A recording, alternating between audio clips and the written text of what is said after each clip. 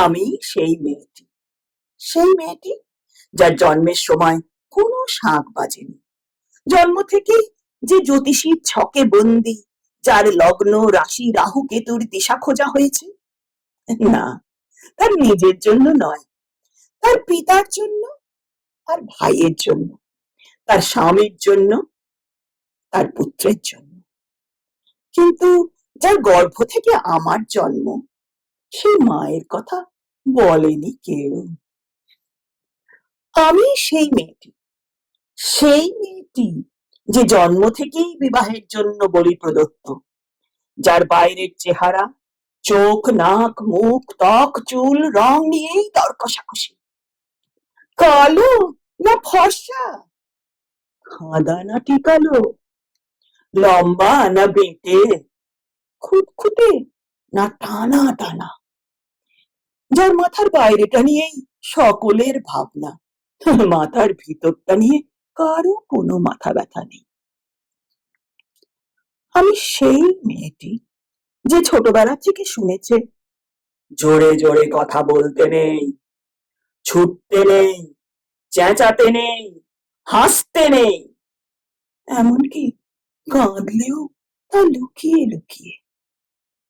আমি সেই মেয়েটি যাকে বলতে নেই খিদে পেয়েছে, ঘুম পেয়েছে, ইচ্ছে করছে না, ক্লান্ত লাগছে, আর পারছি না, আর পারছি না। আমি সেই মেয়েটি খেলার জন্য যার হাতে তুলে দেওয়া হয়েছে পুতুল, পুতুলের আদল পাবার জন্য, পুতুলের সংসার বানাবার জন্য। আমি সেই মেয়েটি যে গত কোনো শতাব্দীতে 5 বছর বয়সে মালা দিয়েছে গঙ্গা যাত্রীর গলায়, কুলীন ব্রাহ্মণের 365তম স্ত্রীর অন্যতমা হয়ে স্বামীর গর্ভে হয়েছে গর্বিণী। একাদশীর দিন অবুঝ দশমীর বালিকার তৃষ্ণায় আটক ঘরের মাটি লেহন করতে করতে প্রাণ ত্যাগ করেছি। সন্তানের পর সন্তান জন্ম দিতে দিতে যন্ত্রণায় মুখ থুবড়ে পড়েছি সতীকাগারে, জ্বলে পুড়ে মরেছি সতীদাহে। আমি বুঝতে পারিনি যে চাকরির জায়গায় নিজের কাজের কুশলতা দেখাতে নেই। আমি বুঝতে পারিনি যে আমার প্রেমিককে তার প্রেমপত্রের বানান ভুলগুলো ধরিয়ে দেওয়াটাই আমার ভুল হয়েছিল। আমি বুঝতে পারিনি আমি যদি কবি হতে চাই, আমার বন্ধুরা বলবে ওটা কবিতা হয়নি, পদ্য হয়েছে। আমি বুঝতে পারিনি যে বিংশ শতাব্দীর শেষ সীমানায় এসে দাঁড়িয়েও এই পুরুষ শাসিত সমাজ বুদ্ধিমতীদের জন্য অপ্রস্তুত। আমি সেই মেয়েটি যে দেখেছে একটি নারী কেমন করে নিছক মেয়ে ছেলে বনে যায়, চরিত্রের উল্টো দিকে হেঁটে যায় সফল স্বামীদের গিন্নিরা, শিক্ষার চেয়ে উজ্জ্বলতা পায় বেনারসি শাড়ির ফুলকি, বুদ্ধির চেয়ে দীপ্তিমান হয়ে ওঠে অন্ধকারে হীরা পান্না।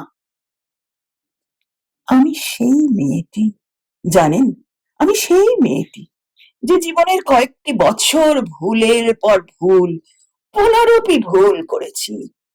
অন্ধকারের দিনে ফিরতে পারি না বলেই কি আমি অপমানিত জ্বলন্ত কয়লার উপর দিয়ে হেঁটে যেতে চাই, যেতে চাই দুঃখের দিকে?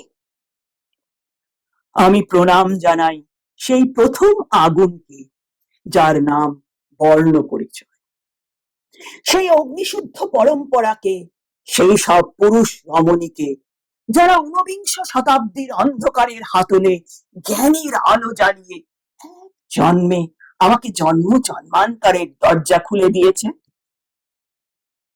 আমি আজ প্রেমের জন্য ফেলে যাচ্ছি আরাম, শোকার্জিত সাকান্যের জন্য ফেলে যাচ্ছি কৃতদাসের চর্বচস্য, জেগে থাকার জন্য ফেলে যাচ্ছি ভাত ঘুম, যন্ত্রণার জন্য ফেলে যাচ্ছি সুখ, জ্ঞানের জন্য ফেলে যাচ্ছি অন্ধতা, আনন্দের জন্য ফেলে যাচ্ছি সাফল্য, অমৃতের জন্য ঐশ্বর্য। আমার হাতে জ্বলছে দিশারীদের শিক্ষার মহান আগুন। আমি সেই মেয়েটি। আপনারা নিজের দর্পণে দেখে আমাকে চিনুন, আমাকে চিনুন, আমাকে চিনুন।